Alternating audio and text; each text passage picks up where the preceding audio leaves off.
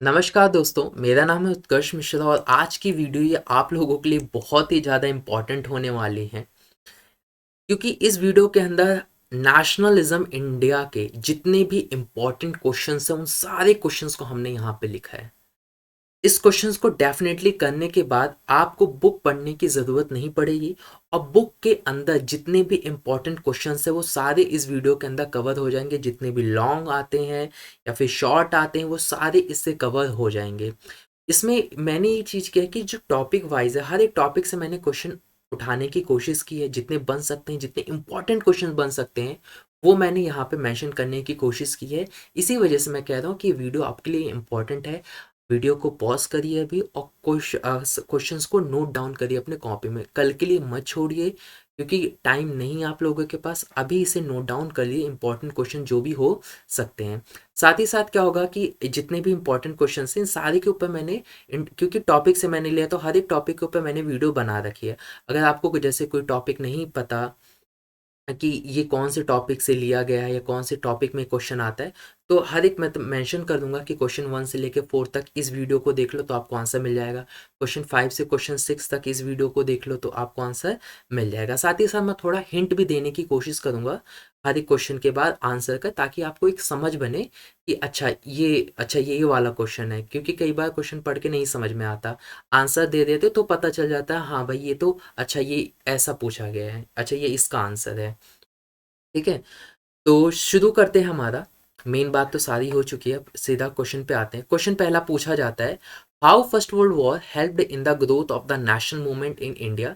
कि किस तरीके से जो फर्स्ट वर्ल्ड वॉर है उसने नेशनल मूवमेंट को ग्रोथ करने में हेल्प किया भारत के अंदर। ये तो ये पूछता जाता है। या फिर इसी क्वेश्चन को थोड़ा अलग तरीके से, how the war created the new economic and political situation in India. कि किस तरीके से वॉर ने हमारे देश के अंदर न्यू इकोनॉमिक और पॉलिटिकल सिचुएशन खड़ी कर दी। जब कभी वॉर से या फर्स्ट वर्ल्ड वॉर से पूछे तो समझ जाना कि ऐसे ही क्वेश्चंस को पूछने की कोशिश किया जा रहा है। अब इसका आंसर आपको याद होगा कि कस्टम ड्यूटीज इंक्रीज कर दी गई थी, हमारे ऊपर वॉर लोन्स चढ़ गए थे, आप प्लेगू के बारे में हमने पढ़ा था। तो ये सारे आंसर्स आपको मेंशन करना, और ये हमेशा लॉन्ग में ही पूछा जाता है क्वेश्चन अक्सर। अगला क्वेश्चन है, what is the idea of satyagraha. Satyagraha का तो आइडिया बहुत ही आप लोगों ने पढ़ा होगा। महात्मा गांधी जी के द्वारा सत्याग्रह का आइडिया क्या था, इसको तो नो डाउट ये बहुत इंपॉर्टेंट हो जाता है। अगला क्वेश्चन हो सकता है आप लोगों ने पढ़ा हो या ना पढ़ा हो, what is active resistance and what is passive resistant. क्योंकि ये बहुत इंपॉर्टेंट है, क्योंकि ये जो क्वेश्चन है एक बॉक्स में, जैसे आपके बुक के अंदर बॉक्स साइड में बना होता है, ये वहां से मैंने को क्वेश्चन मेंशन किया है और ये इंपॉर्टेंट भी है। एक्टिव रेजिस्टेंस क्या होता है, गांधी जी ने जो नॉन वायलेंस कहा है उसे ही एक्टिव रेजिस्टेंस कहा जाता है, और पैसिव रेजिस्टेंस कहा जाता है वायलेंस को। यानी अगर कोई आप मूवमेंट करते हो जिसमें हिंसा है, वायलेंस है, तो आप उसे क्या कहोगे, पैसिव रेजिस्टेंस। अगर उस मूवमेंट के अंदर पीसफुल है, मतलब नॉन वायलेंस है, तो आप उसे क्या कहोगे, एक्टिव रेजिस्टेंस कहोगे। आंसर तो इसका मैंने यही दे दिया है। तो ये है। अगला क्वेश्चन है, which three moments were important. Which three moments were organise by Mahatma Gandhi successfully before launching of non cooperation movement in 1971। यानी नॉन कॉपरेशन लॉन्च करने से पहले उन्होंने कौन से 3 मूवमेंट को ऑर्गेनाइज किया था। तो इसका आपको याद होगा कि वो बिहार के चंपारण गए थे, गुजरात के खेड़ा डिस्ट्रिक्ट गए थे, अहमदाबाद गए थे। तो ये उसी का क्वेश्चन है, ये उसी यही इसका आंसर है। अगला क्वेश्चन फिफ्थ है, why Indians outreached by the Rowlatt Act. Important question है देखो, एक तो रॉलेट एक्ट है, अगला क्वेश्चन सिक्स्थ है जलियांवाला बाग, और सातवां क्वेश्चन है खिलाफत मूवमेंट। इन तीनों में से कोई ना कोई एक क्वेश्चन आना तय रहता है, या तो रॉलेट एक्ट पूछ लिया जाता है, तो जलियांवाला, या खिलाफत मूवमेंट। पहली चीज पूछा जाएगा या तो कि रॉलेट एक्ट क्या था, या इंडियंस रॉलेट एक्ट से क्यों गुस्सा हो गए। तो कुल मिला के आपको रॉलेट एक्ट के बारे में ही एक्सप्लेन करना है। राइट है, short note about Rowlatt act. कुछ भी पूछे तो समझ लो यही क्वेश्चन का आंसर है। तो रॉलेट एक्ट के बारे में आपको लिखना है, इसको भी आपको ढूंढने में दिक्कत नहीं होगी, बहुत ईजी होगा। जलियांवाले बाग के बारे में लिखना है कि इंसिडेंट क्या हुआ था, और लोगों का क्या रिएक्शन था, गवर्नमेंट ने कैसे रिस्पॉन्ड किया था। जैसे लोगों का ये रिएक्शन था, लोग सड़कों पर आ गए थे, पुलिस के जो भी गवर्नमेंट के बिल्डिंग्स थे उसको अटैक कर दिया था, पुलिस पे अटैक करने लगे थे। गवर्नमेंट ने क्या रिस्पॉन्ड किया था, उनके ऊपर कोड़े बरसाए गए थे। आपने पढ़ा होगा कि उनको क्रॉल करवाया जाता था, उनको सल्यूट करने के लिए कहा जाता था, उनके नोज को रब करवाने के लिए कहा जाता था। तो ये उसका आंसर हो सकता है, इस नीचे वाले का ये उसका आंसर है। ठीक है, तो रॉल एक्ट ऑफ जलियांवाला में कोई दिक्कत नहीं होगा, आपको इजीली मिल जाएगा। Khilafat movement, why did Gandhi ji decided to support it. तो या तो ये पूछा जाएगा खिलाफत मूवमेंट क्या, तो खलीफा के से रिलेटेड जो वहाँ का ऑटोमन टर्की के ऊपर जो हास ट्रीटी थोपी जाने वाली थी, तो उसके लिए खिलाफत मूवमेंट शुरू किया था। गांधी जी क्यों सपोर्ट चाहते थे, गांधी जी इस वजह से चाहते थे ताकि हिंदू और मुस्लिम साथ में आ जाए और जो आंदोलन है वो बहुत बड़ा हो जाए, मतलब एक बहुत बड़े आंदोलन की वो उम्मीद रख रहे थे हिंदू और मुस्लिम के साथ आने से। तो इस वजह से उन्होंने इस खिलाफत मूवमेंट को सपोर्ट करने की कोशिश की। बाकी बुक से आंसर ज़रूर पढ़िएगा या स्कूल में जो मेंशन है उसको ज़रूर पढ़िएगा, और ये वीडियोस अपने दोस्तों में भी शेयर ज़रूर करिएगा। अगला आता है who rot the book Hind Swaraj. ये तो आप इजी होगा कि किसने लिखा और कब लिखा, ये भी याद कर लेना। लेकिन व्हाट वाज इट्स थीम, इस पे बच्चे कंफ्यूज हो जाते हैं कि ये थीम में क्या लिखना है। तो थीम में तो हिंद स्वराज के बारे में आप में, थीम में तो पूरा नहीं, बस आप में एक चीज मेंशन थी स्वराज में कि इस बुक का जिक्र तभी तो किया गया था बुक में कि गांधी जी ने कहा था कि ब्रिटिश रूल इस वजह से इस्टेब्लिश हो पाए जस्ट बिकॉज हमने उनके साथ कॉपरेट किया। तो यही उसकी थीम थी कि ब्रिटिश रूल इस वजह से इस्टेब्लिश हो पाया कि जस्ट बिकॉज हमने उनके साथ कॉपरेट किया। अगर हम उनके साथ कॉपरेट ना करें तो वो एक साल के अंदर ही उनका जो ब्रिटिश रूल है कॉल पास हो जाएगा, गिर जाएगा और ब्रिटिश यहाँ से छोड़कर चले जाएंगे। यही उसकी थीम थी। तो ये भी इसका आंसर मिल गया आपको। Question 9. What were the stages of the non-cooperation movement? Name the leaders who toured extensively to mobilize popular support of the movement. अब यहाँ पे पूछा जाता है कि नॉन कॉपरेशन मूवमेंट शुरू कैसे कैसे स्टेजेस में शुरू होने वाला था, यानी यहाँ पे इसके ब्लूप्रिंट के बारे में पूछा जाता है। तो यहाँ पर याद करो गांधी जी ने कहा था कि हम इसको स्टेजेस में ओपन करेंगे, जैसे कि पहले हम ये करेंगे, बाइकआउट मूवमेंट शुरू करेंगे, जो भी पुलिस वगैरह हैं या स्कूलों में जो बच्चे जाते हैं, हेड मास्टर्स है, वो जहाँ पे जाना छोड़ देंगे, लॉ प्रैक्टिसेस करना बंद कर देंगे, इस तरीके से। फिर गांधी जी ने ये भी बताया था कि अगर वो लोग हम पे हमारी इस मूवमेंट को दबाने कुचलने की कोशिश करते हैं तो हम सिविल डिसऑर्डिनेंस मूवमेंट शुरू कर देंगे। और इसी के साथ साथ कौन कौन लोग इसको सपोर्ट, मतलब इस टूर कौन कौन लोग नॉन कॉपरेशन को फैला रहे थे, तो कौन थे, महात्मा गांधी और शौकत अली थे। ये दोनों पर्सन थे जो पूरे इंडिया के अंदर घूम घूम के सत्याग्रह के बारे में बता देते, या कह लीजिए नॉन कॉपरेशन के बारे में लोगों को अवेयरनेस बढ़ा देते या इकट्ठा कर देते, भीड़ इकट्ठा कर देते कि जब आंदोलन शुरू होगा तो क्या करना है। Question 10. What were the fears of many within the Congress about the proposal of starting a non-cooperation movement? How the issue was resolved? तो क्वेश्चन ये था क्योंकि हमें पता है कि जब नॉन कॉपरेशन मूवमेंट की बात कही जाती थी तो कांग्रेस कहीं ना कहीं डर लग रहा था। क्यों डर लग रहा था? उनको लग रहा था कि वॉयलेंस में कन्वर्ट हो जाएगा नॉन कॉपरेशन मूवमेंट। इस वजह से वो इलेक्शन में पार्टिसिपेट करने से भी एक तरीके का रोल था कि इलेक्शन में पार्टिसिपेट नहीं कर पाएंगे। तो इस वजह से कांग्रेस डर रही थी। और ये कैसे इशू रिसॉल्व हुआ था? ये दिसंबर में क्या हुआ था, सेशन बुलाया गया था, तो कांग्रेस सेशन बुलाया गया तो वहां पर इसको सॉल्व किया गया था इस मुद्दे को। या इसके आंसर, पूरे आंसर्स को आप बुक से या जो भी नोट्स है उनसे कवर जरूर करिएगा, वीडियो देख के कवर जरूर कर लीजिएगा। How did the non cooperation movement start with the middle class participation in the cities? कि नॉन कॉपरेशन मूवमेंट कैसे शुरू हुआ? मिडिल क्लास के पार्टिसिपेशन से।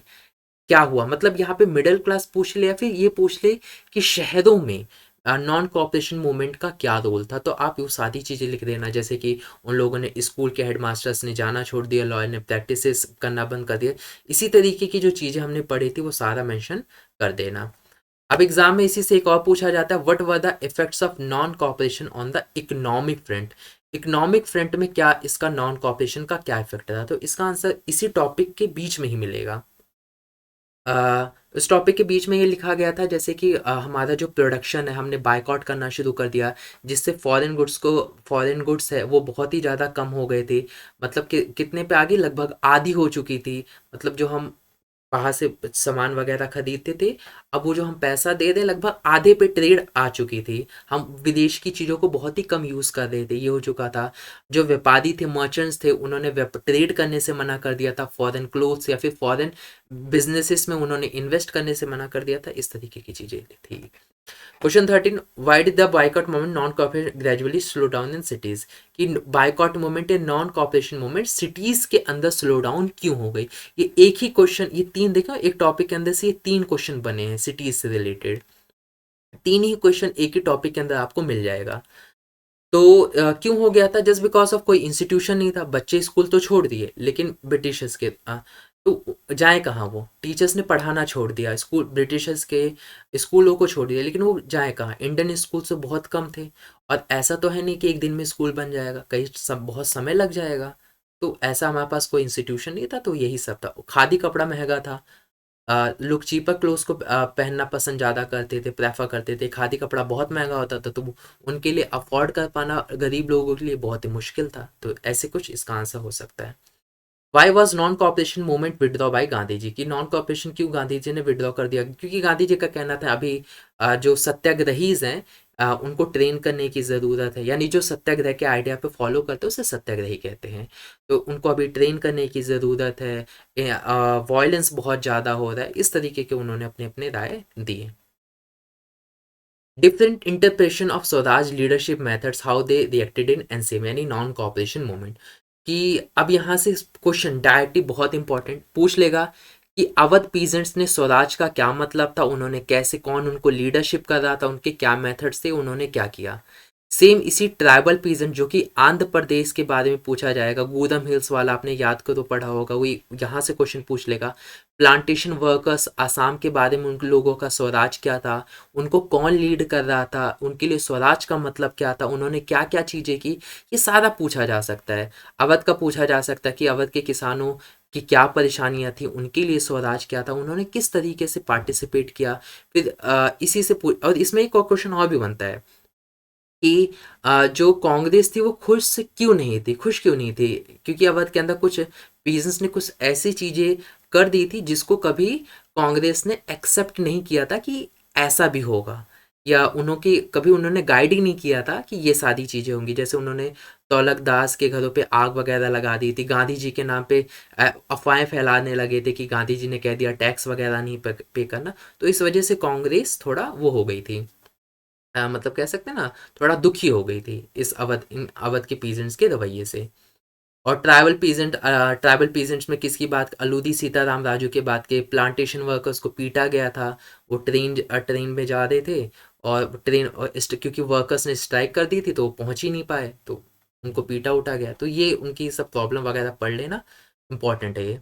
अगला आता है who form the Swaraj party and what was it? Swaraj party किसने फॉर्म की थी? जवाहरलाल नेहरू के जो फादर थे उन्होंने स्वराज पार्टी को फॉर्म की थी। तो उनका नाम कमेंट सेक्शन में ज़रूर कमेंट कर दीजिएगा। और उनके साथ एक और थे, सी आर दास करके पर्सन थे, उन्होंने फॉर्म की थी। मोतीलाल नेहरू और और सी आर दास ने फॉर्म की थी। और इसका एम क्या था? एम तो ज़रूर, इसका एम को तो मैं बिल्कुल नहीं बताने वाला। एम ज़रूर पढ़ लेना कि एम क्या था, ईजी है वैसे तो। Right the short note about the Simon commission. Simon commission one of the most important question. Simon commission क्या है, क्यों आया, ये सब पूछा जाता है। और भारत देश के अंदर साइमन कमीशन का क्यों विरोध किया गया? साइमन कमीशन से ऐसे क्वेश्चन बनता है, साइमन कमीशन क्या था, उसका क्यों बनाया गया, यही लिख देना। एग्जाम में पूछा जाए कि साइमन कमीशन का विरोध क्यों किया, तो भी इससे रिलेट करके लिख लेना, आंसर मिल जाएगा आपको। तो कुल मिला के साइमन कमीशन का जो टॉपिक है वो ज़रूर पढ़ लेना। what was salt march and how does civil disobedience movement started, how did India respond to it? तीनों का आंसर एक ही है, बस थर्ड वाले को थोड़ा छोड़कर, कि सॉल्ट मार्च कैसे शुरू हुआ और सिविल डिसऑर्डर्स मूवमेंट कैसे शुरू हुआ और सॉल्ट मार्च क्या था। दोनों का आंसर एक ही है, क्योंकि सॉल्ट मार्च से ही सिविल डिसऑर्डर्स मूवमेंट की शुरुआत होती है। तो एग्जाम में पूछे कि व्हाट वाज सॉल्ट मार्च, तो लिख देना सॉल्ट मार्च में ये ऐसे ऐसे शुरू हुआ। या फिर सिविल डिसऑर्डर्स मूवमेंट कैसे शुरू हुआ, तो लिख देना गांधी जी ने इरविन को लेटर लिखा, अपनी डिमांड्स मांगी, उन्होंने पूरा नहीं किया, ये सारी चीज़ें। और इंडियंस ने कैसे उसका रिस्पॉन्ड किया, तो हम लोगों ने बाइकआउट के प्रोग्राम चलाए, हमने सॉल्ट मार्च का डेमोस्ट्रेशन किया फैक्ट्रीज के आगे, उन्हें चिढ़ा रहे थे कि देख लो हम भी सॉल्ट बना लेंगे। इस तरीके की चीज़ें किया हम लोगों ने। What was the response of colonial government to the civil disorders movement. अब इंपॉर्टेंट हो जाता है कि हमने तो जो किया किया, लेकिन गवर्नमेंट ने क्या किया, यानी ब्रिटेन गवर्नमेंट ने हम हमारे इस आंदोलन में उन्होंने उस चीज़ को कैसा लिया। तो ऑफकोर्स इसका आंसर ईजी है कि उन्होंने जाने तो नहीं दिया होगा, हमारे और उनके बीच में टकराव हुआ होगा, वॉयलेंस बढ़ा होगा, यही है। बहुत बुरी तरीके से किया उन्होंने respond. Write a short note on Gandhi Irwin pact 1931। Important Gandhi Irwin pact क्या है, इसको वीडियो में मैंने कन्फर्म बताया हुआ है कि गांधी इरविन पैक्ट क्या है, कि क्योंकि गांधी और इरविन के लेकर इस बीच में इस पैक्ट में समझौता होता है कि गांधी आंदोलन को ले मतलब अपनी डिमांड्स रखते हैं इरविन इरविन के सामने कि देखो भाई हम ये चाहते हैं, फिर इरविन कह लो या ब्रिटिशर्स ऑफिसर्स के सामने डिमांड रखते हैं हम ये चाहते हैं। तो उनके बीच में गांधी इरविन समझौता हुआ था। इंपॉर्टेंट है, जरूर पढ़ लेना। How participants saw the movement of civil disorder, यानी सिविल डिसऑर्डर्स को जो मूवमेंट चल रहा था उसके अंदर जो लोग पार्टिसिपेट कर रहे थे उन लोगों का क्या मानना था, वो लोग उनका क्या नजरिया था इस मूवमेंट को लेकर। जैसे कि रिच पीजेंट्स का क्या मानना था, पुअर पीजेंट्स का क्या मानना था, बिजनेस क्लास लोगों का क्या मानना था, इंडस्ट्रियल वर्कर का पार्टिसिपेशन मूवमेंट में, इन सब के बारे में ये था कि रिच पीजेंट्स ने क्या सोचा था, क्या हुआ, पीजेंट्स ने क्यों सोच कर सिविल डिसऑर्डरेंस के अंदर पार्टिसिपेट किया, बिजनेस क्लास ने, इंडस्ट्रियल वर्कर ने क्या सोच के पार्टिसिपेट किया, कितना हद तक पार्टिसिपेट किया और उनके साथ क्या हुआ, क्या उनके प्रॉब्लम्स को सॉल्व हुआ या नहीं हुआ, इसको इसे आप ज़रूर पढ़ लीजिएगा।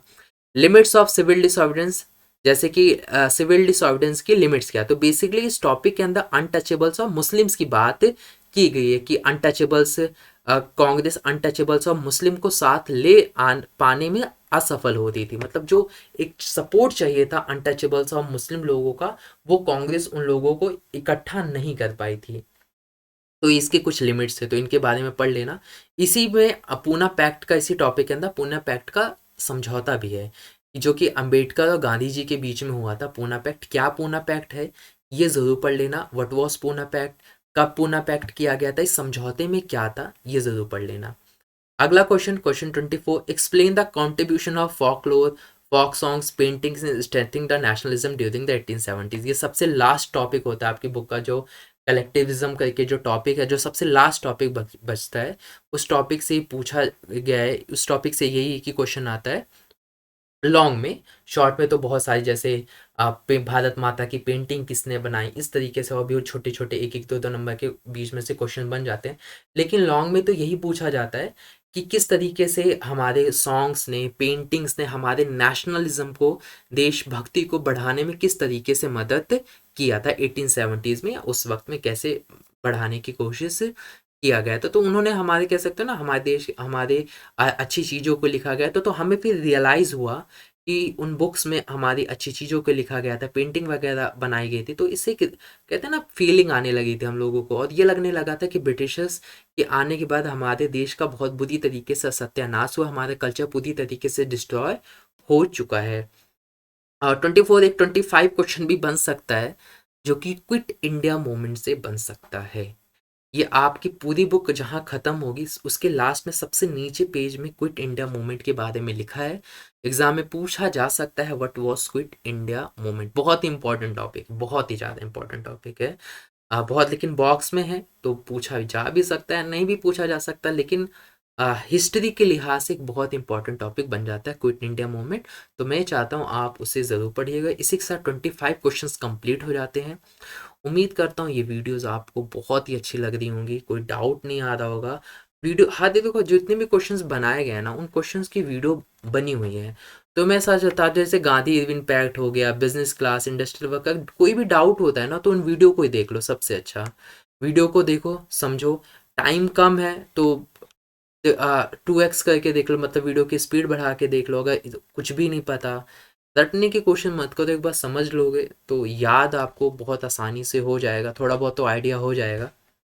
बाकी ऐसी वीडियो मैं ला रहा हूँ और बहुत सारी जो आपके यूज़फुल हो सकती है। बाकी मिलते हैं आप लोगों से नेक्स्ट वीडियो में, तब तक के लिए बाय बाय।